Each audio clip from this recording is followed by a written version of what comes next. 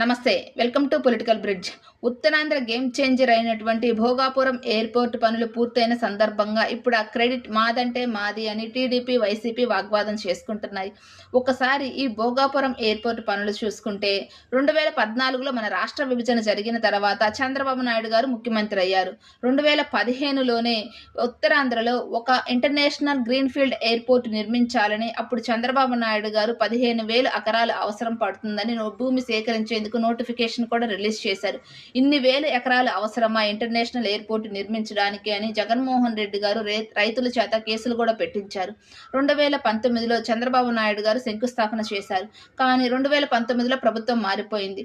జగన్మోహన్ రెడ్డి గారు అధికారంలోకి వచ్చారు 2019లో. కానీ 2023 వరకు అక్కడ అసలు పనులే జరగలేదు.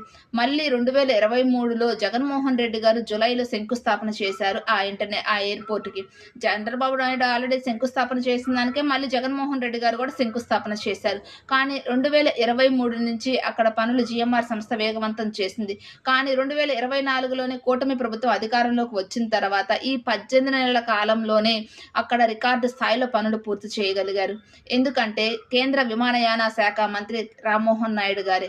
అంతేకాదు 2026 జూన్ 26 కల్లా ఈ ఎయిర్పోర్ట్ని అఫీషియల్గా ఓపెన్ చేయబోతున్నారు. ఈరోజు రన్వే ట్రయల్స్ కూడా జరుగుతున్నాయి.